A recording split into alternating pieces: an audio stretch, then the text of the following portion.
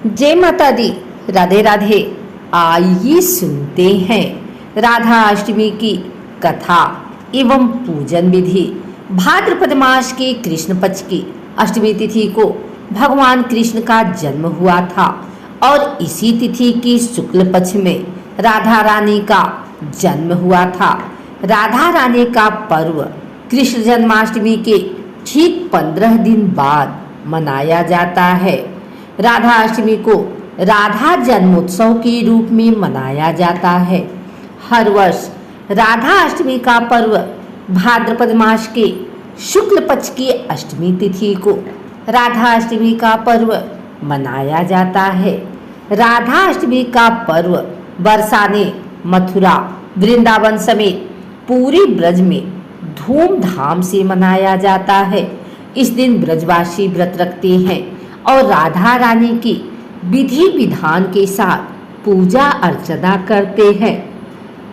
हिंदू मान्यता के अनुसार भगवान श्री कृष्ण की पूजा और उनके लिए जन्माष्टमी पर रखा जाने वाला यह व्रत राधा अष्टमी की पूजा के बगैर अधूरा माना जाता है।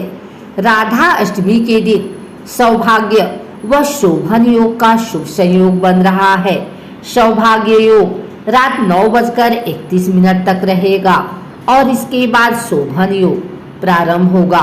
मान्यता है कि इस योग में किए गए कार्य शुभ फलदायी होते हैं। अष्टमी तिथि का प्रारंभ 22 सितंबर 2023 दिन शुक्रवार से हो चला है।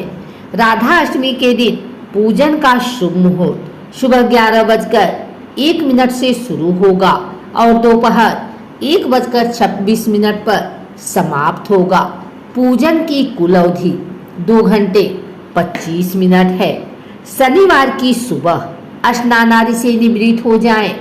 स्नान ध्यान करने के बाद भगवान सूर्य को अर्घ्य दें। फिर राधा रानी के व्रत को विधि विधान से करने का संकल्प लें। इसके बाद मंडप के नीचे मंडल बनाकर उसके मध्य भाग में मिट्टी या तांबे का कलश स्थापित करें। राधा जी की फोटो या प्रतिमा को पीले कपड़े से बने आसन पर रखें।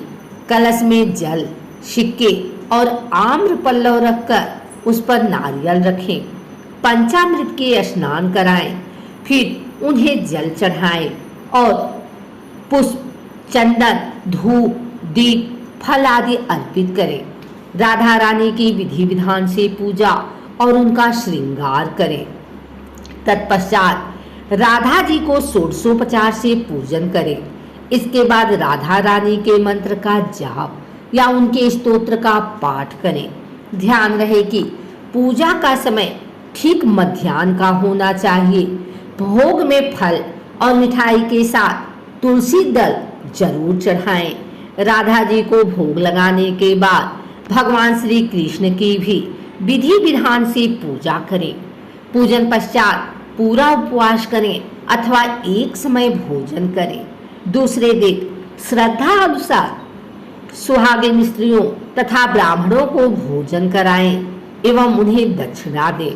पूजा के अंत में श्री राधा जी और भगवान श्री कृष्ण की आरती करें और सभी को प्रसाद बांटें और स्वयं भी ग्रहण करें।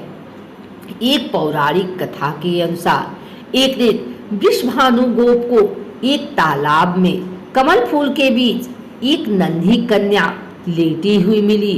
वो उस बच्ची को अपने घर ले आए। इस कन्या को अपनी पुत्री मानकर लालन पालन किया। राधा जी ने कई दिनों तक अपनी आंखें नहीं खोली थी। माना जाता है राधा जी जन्म के बाद सबसे पहले कृष्ण जी को देखना चाहती थी, इसलिए दूसरों की लाख कोशिशों के बावजूद उन्होंने तब तक आंखें नहीं खोली जब तक बाल्यावस्था में उनकी मुलाकात श्री कृष्ण से नहीं हुई।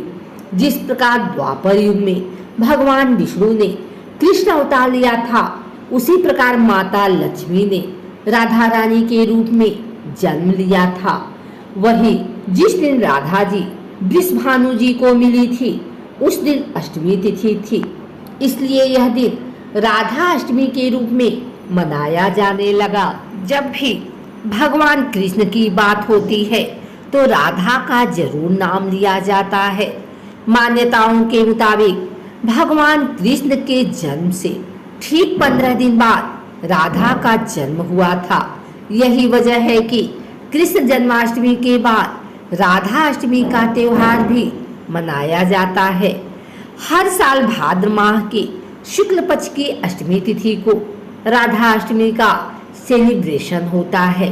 वैसे तो देश भर में इस त्योहार का बहुत महत्व होता है, लेकिन वृंदावन, मथुरा और बरसाना में इसका खास महत्व है। इस दिन व्रत रहकर राधा रानी की पूजा की जाती है। आइए जानते हैं इस साल राधा अष्टमी का व्रत कैसे करें। हिंदू कैलेंडर के मुताबिक इस साल का राधा अष्टमी पर्व मनाया जाएगा और इस दिन व्रत का पारण भी किया जाएगा, जिसका समापन अगले दिन किया जाएगा। पौराणिक कथा के अनुसार एक बार जब माता राधा स्वर्गलोक से कहीं बाहर गई थी, तब भगवान श्री कृष्ण बिरजा नाम की सखी के साथ विहार कर रहे थे।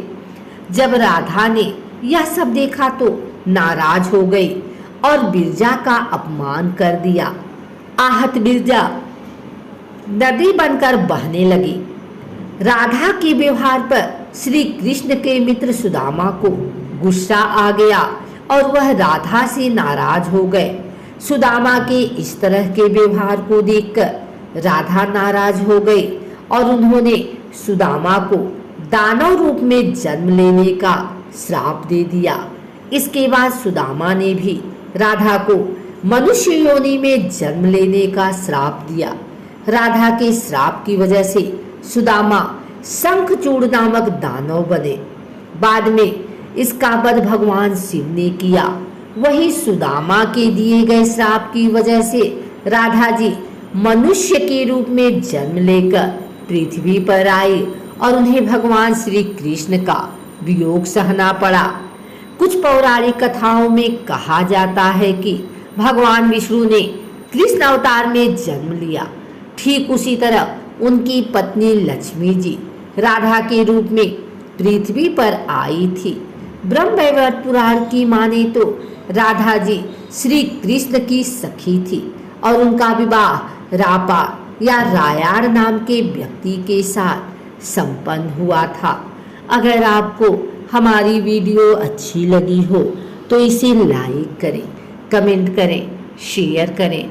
हमारे चैनल को सब्सक्राइब करके बेल नोटिफिकेशन ऑल पर सेट कर लें ताकि आगे आने वाली वीडियो सबसे पहले आप तक पहुंच सके। धन्यवाद।